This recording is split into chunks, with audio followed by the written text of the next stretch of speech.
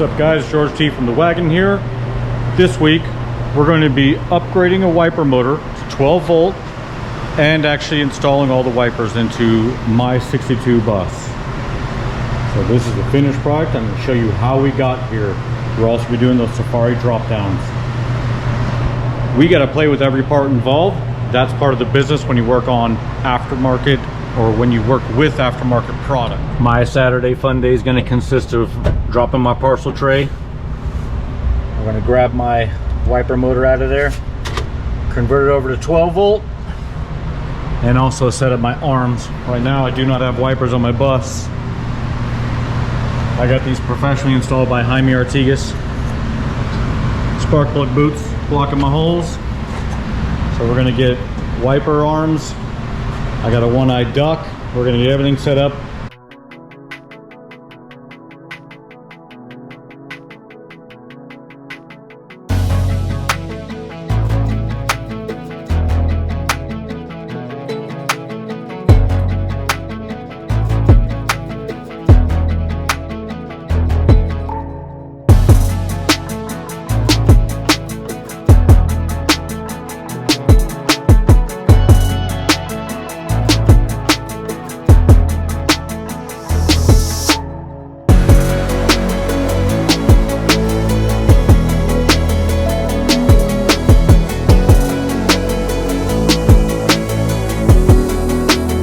Take out these two flatheads, disconnect the wiring from it, and then that motor drops out fairly easily on VW buses.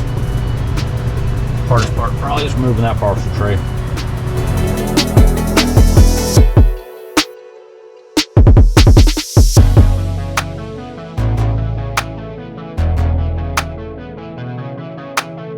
This is everything I got to do what I'm going to do. New wiper shafts that go from the exterior of the body, interior, and connect to the wiper motor. Arms left and right. The screw-on little ball sockets that clip onto those. We got a 12 volt armature here. This converts my 6 volt now wiper motor to a 12 volt. Really simple. We're going to go over how to do that. I have just additional hardware that I've always hung on to, and I keep that with it. This is a Wolfsburg West grommet kit. It basically has the sides where it connects to the body and the wiring grommets there. We're doing the one-eyed duck on it. I got Wolfsburg West little washer there, which I like a lot. I need to get the new screw for it. I don't know where this one came, but it was with that. New wiper blades. Yep. Pop this out, get the 12 volt armature in it. We'll get everything greased up, cleaned up. Pretty much looking like new again before I put it back in there. For taking the back mechanism off, this is a 10 millimeter and it's like a clamp style bolt. So you'll hold it on one end and turn it on the other end to get that off. These on here, very odd, but mine are 9 millimeter. And that 9 millimeter fits both of them, so I'm going to assume that's original.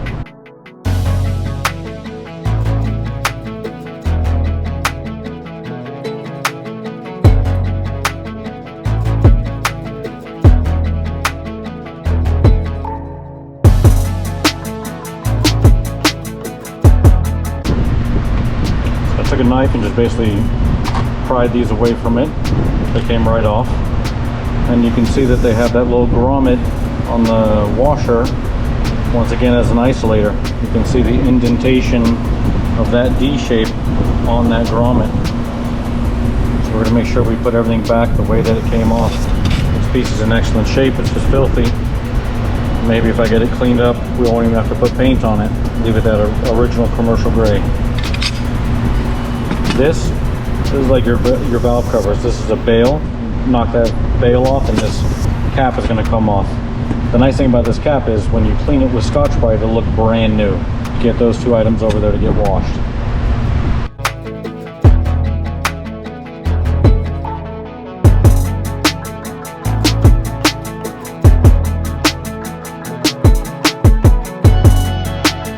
So I've sprayed that edge there with a product called Kano Aero Coil. We call it Coil. Stuff breaks it down amazingly. So we're going to get that to break this grease down here, just so we can wipe it off there so it looks nice and clean when we're done. We're going to take that bottom off. So the coil is also like a penetrant. You See how I'm using it sparingly. This can's like 32 bucks. They get you. But it's worth it. And get this looking better. I'm going to pop this plate off, see what it looks like inside there. If we need to change the grease, we're going to change the grease.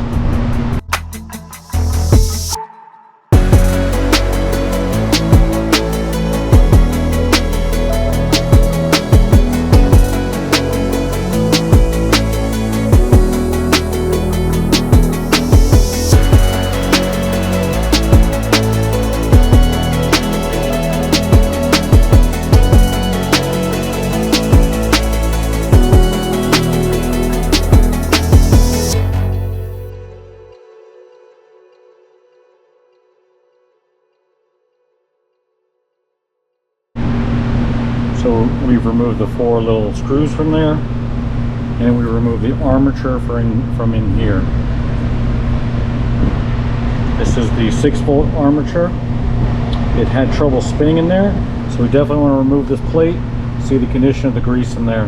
We're going to replace it with silicone paste when we put it back together.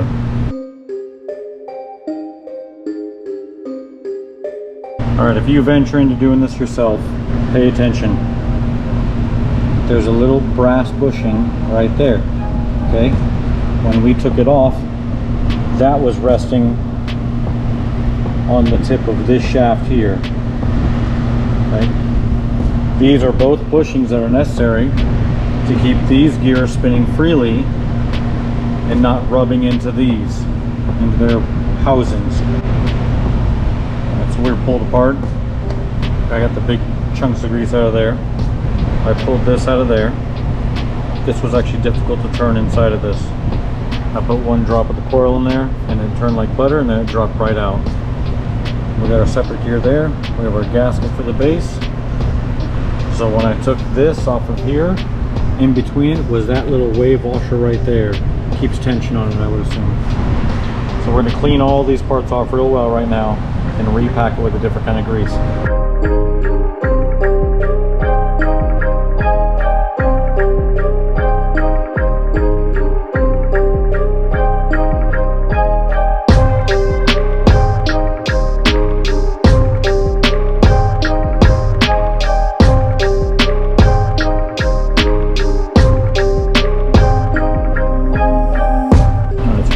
We're putting that brass spacer washer right there.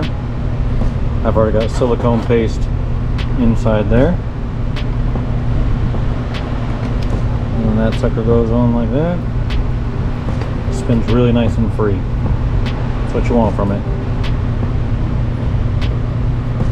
Alright, so we're actually going to end up packing that all in there. I'm just dry fitting everything in there and seeing how it moves. Because I had a lot of trouble moving some parts, and once I lubricated, they moved rather easily.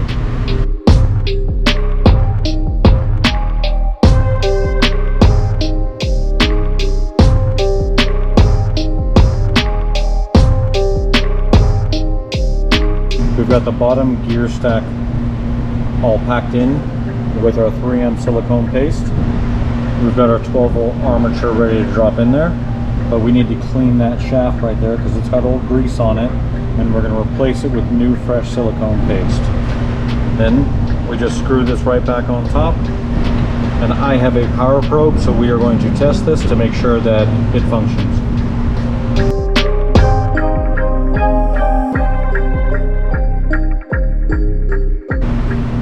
The holes on this are slotted, and that allows you to move it back and forth to where this gets centered onto your armature, and you'll see the brushes fall into place on the head of the armature. That right there. Make sure you line that up before you put it back together. Don't just bolt them together willy-nilly. You got to get this thing lined up onto the armature. We got a battery. We got a power probe. This is a really handy tool to have. Basically what you can do is you can push power to items by going forward on that. Make it a ground by pulling back on that. You can bench test items because it comes with a ground, because this is hooked up to the positive and negative. So the leash has a ground attached to it. So you put on your 31, and then you can apply power on the other end of it. And we're going to go ahead and give it a test shot real quick.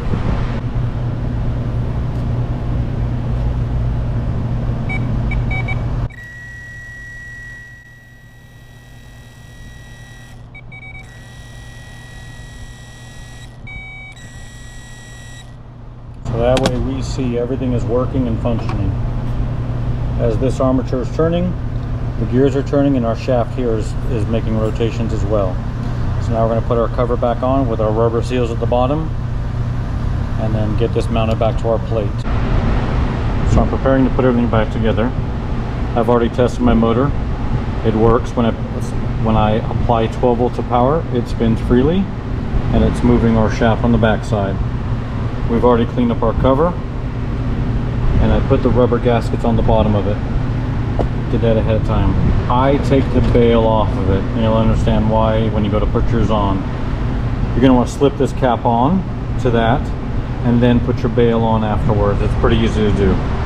When I took it apart, the SWF logo was opposite my electrical connection, so I'm going to return it the same way.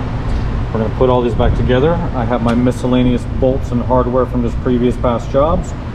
We've got our plate cleaned up. So now we're going to bolt our motor to our plate after we've applied the bail.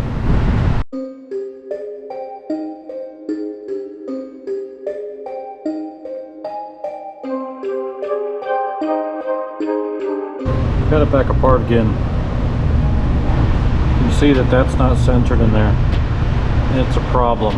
It hasn't stopped working, but I just don't like how tight it is on this side, and it's open on that side. So what I've been doing, the way I even got it to move the first time, is I removed the armature. I'm putting this into the shaft. This is resting on the table, and I'm tapping that with a hammer and actually moving the center of that. I know that sounds insane, but it's actually what I'm forced to do at this point to try and get this thing centered. So I'm going to give it a couple more shots. It's got to get better than what it has. You can see an open gap there, and I have no gap over here. We'll try and get that corrected. I want to make something very clear. This is not a Wolfsburg West problem. This is a problem with the housing itself. We got a couple warning signs. I don't know how well the camera's picking it up in there. You can actually see an imprint of the armature on this outer housing. This has been touching that, so it's not a Wolfsburg West thing. The original one had that problem with it. So, like I said, I'm going to put this drift in here. We're going to rest on the vise over there and give this a couple hits with a hammer. We're not nailing it. We're just giving it some taps. We're trying to move that thing over very slightly. You can see the distance I'm working with. It's a 16th to a 32nd of an inch, or a millimeter and a half I'm looking to do. Got my drift is in there. The housing is up against the anvil part of my vise. And I'm going to give this a couple of hits.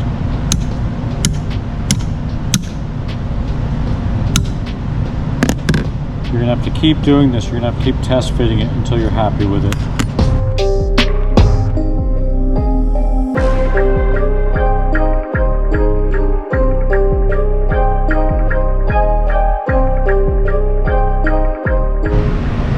Alright, so I think I got it there. So we're looking at the distance here and here. This very top plate is a little offset, so it's a little deceiving. But there's a space there now. That used to touch that outside piece there, and that was a big problem. So we're going to put this back on, and we're going to put power to it again. Make sure it still functions. Got our power probe back out. We're hooked up on the negative side. I'm going to push power to it right now. She works. See the shaft turning on the back side. Armature on the front side turning. And it's a lot quieter now. It still has obviously a tick. It's still an electric motor, but much quieter. Doesn't have that loud clicking it was doing before from the armature actually hitting the body. I'm happy with this. I think we're going to continue forward now. Alright, so we got everything back together after doing our corrective work on centering that armature. I'll put the bale cover back on.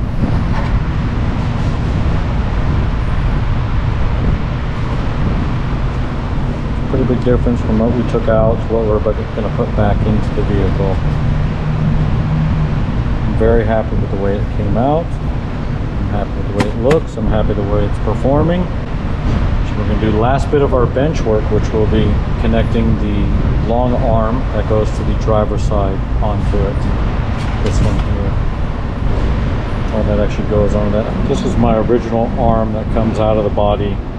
The wiper shaft is inside the vise right now, but see how easily that moves? Seems like it just floats there, which is awesome. It just floated right off the bench. That's how awesome it is.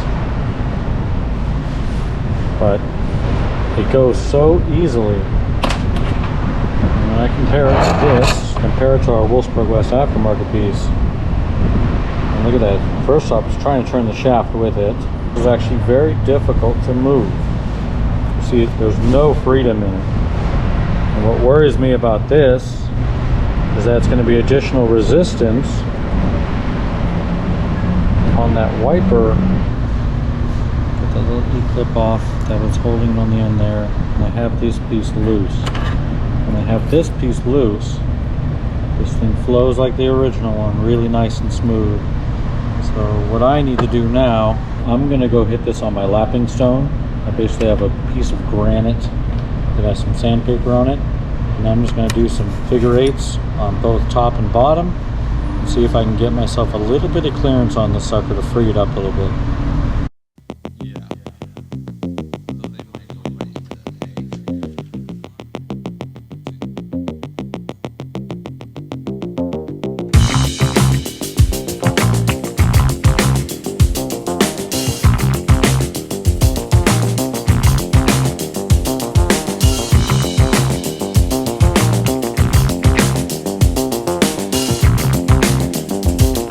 You're going to put the wiper shaft through the body.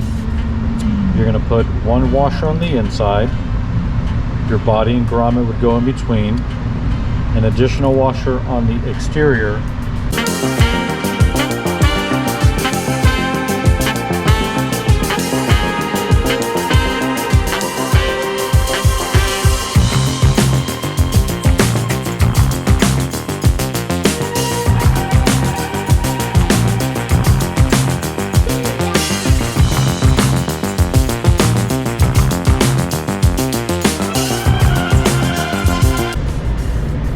So you pushed it in this way, you saw it come out of the grommet there. This is where the arm is going to connect to it and make it do the wiping. So I'm going to get the 14mm, we're going to tighten it on the outside, just snug it up.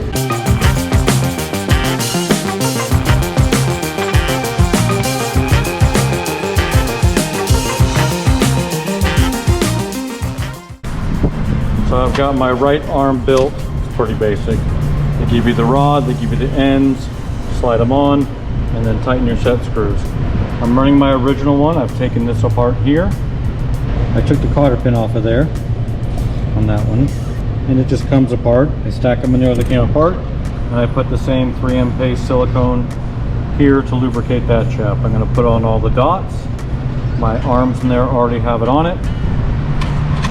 If you look here, I've put some in each one of these pockets, so when this thing clips on, it's already going to be lubricated. So we're so close to putting this in. This is where the wiper motor installs. This is the Y tube of our heater ducts that go to your vents on the dash. And on my 62 bus, it mounts on those two tabs right there.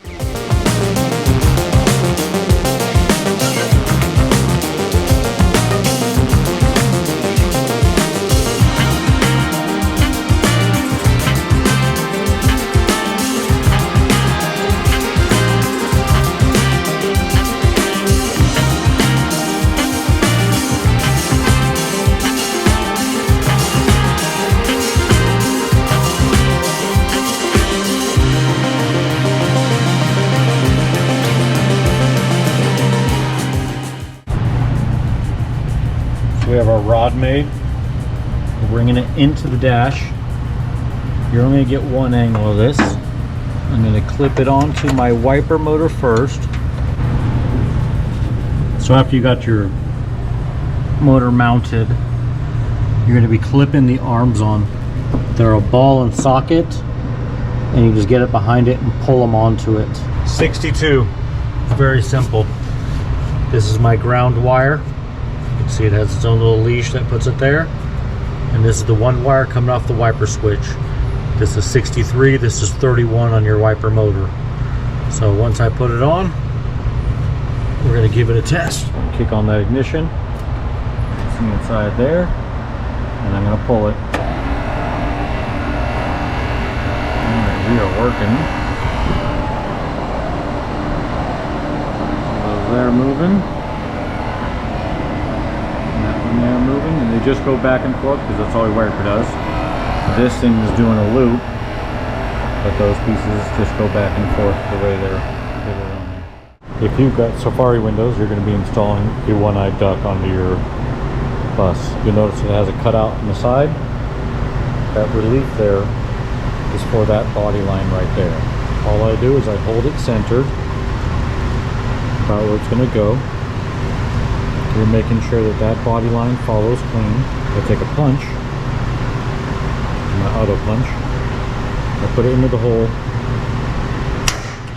So your mark may not be centered when you get there. You may be a little left or a little right, but you have a very clear spine on the nose here that you're going to follow instead. So that mark you made is only going to determine the height, and then you get dead center on this peak of the center of the nose, and that's where you're going to make your mark. I'm using the screw from the dimmer switch that Wolfsburg West sells. This normally would screw into the floor to hold your high-low beam down. I also have the interior washer that Wolfsburg West offers. I highly suggest you get it, otherwise this just kind of sinks into nowhere. First thing I'm going to do is I hit that with a 2mm drill and get my pilot hole set.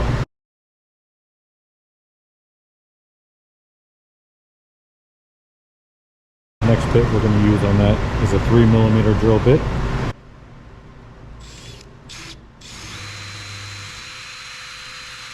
Now, the only thing I don't like about the screw I'm using for the dimmer switch is the fact that it's a flat blade. But you can always change that to whatever hardware you'd like to use. I choose to use this.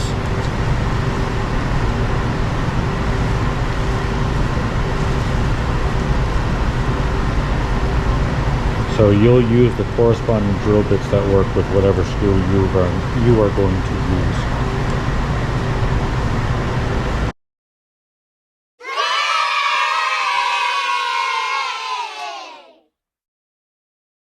We've got the wiper assembly installed. We have our arms connected to our wiper shafts. We are going to install the Safari drop downs, but this same method will need to be used for installing your wipers.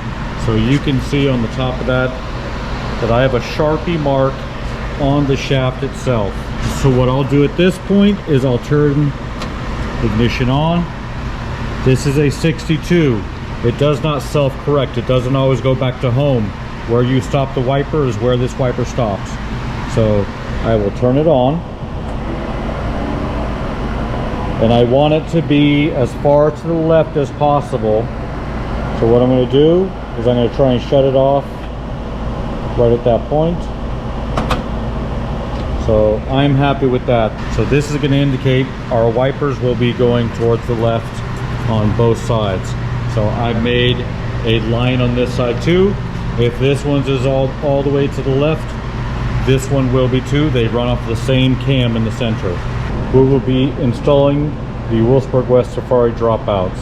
This is part number 211255-225B as in boy. And this is for the 64 and earlier. This installs onto the wiper shaft. Your wiper arm will now install onto that shaft there. So this just slips over the top. I know that I'm all the way to the left now, so I'm going to put that on there. It has a small set screw on the top. I'm using a 2.5mm Allen for that set screw. So I put it on. I got it in the direction I want it to face. And we're going to snug that set screw up. So right there. We're good. And we're tight right there.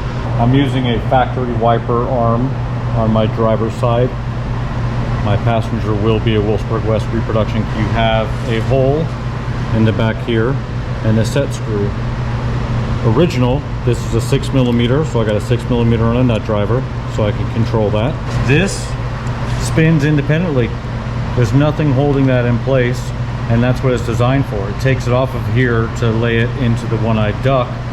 This part up here is actually going to index inside the wiper arm, and that's what's going to allow it to actually move. This is strictly just a hold down now. It keeps it in place.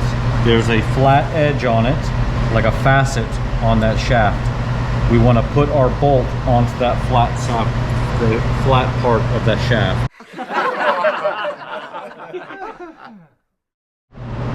All right, we're going to try that again. I've ground off material from the base of the screw to make it shorter as it goes in, and I put the original bolt in there to do it. So we're still on that 6mm. I just have to shorten that bolt a little bit.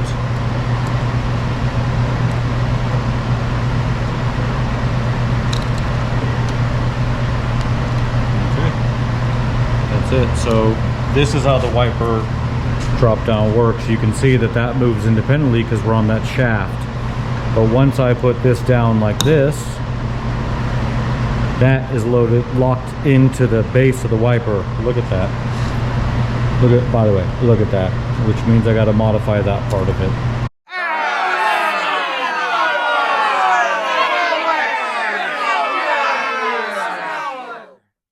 Just so you get an understanding of what I'm dealing with there, like that is supposed to index into the wiper body, and you see it's hitting the sides of it. So we're going to grind down both edges of that.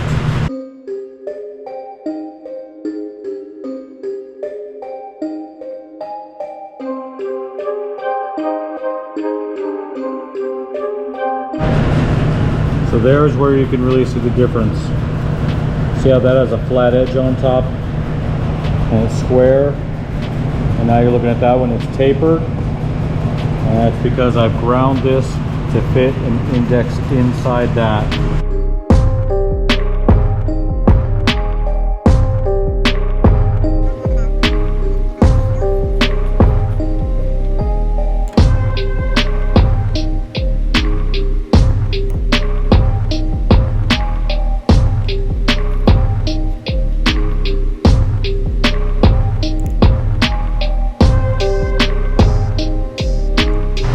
We're touching glass all the way across now, and that's indexed on there. Move it down, let's see what I'm talking about.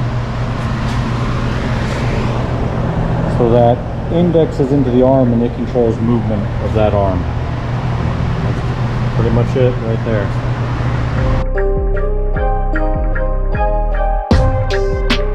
I've got both the wiper arms installed now. I'm happy with where they're at. I moved this one up just a touch, get a little more distance on that. I'm okay with what we got there. The drop downs are working. Now we're going to try it out. Kicking the ignition on. Is it me or is that right one look like it's moving at a time? Yeah, play with that. Oh, we got wipers. It's the first since I've owned this bus. Don't know how often I'll use them in Vegas, but I got wipers. So once again, I don't have a stop on it, so you kind of gotta, when you're happy with it, stop it where it's at. Awesome. What these drop downs allow you to do is to remove your wiper from the shaft without actually disconnecting it here. So once we get that there, that end goes into the mouth of the one-eyed duck. And this is the way you'll see my wipers about 95% of the time on my bus, because it doesn't rain here. So one-eyed duck is now holding my wipers in place, and my Safari windows are free to open without the wiper in the way.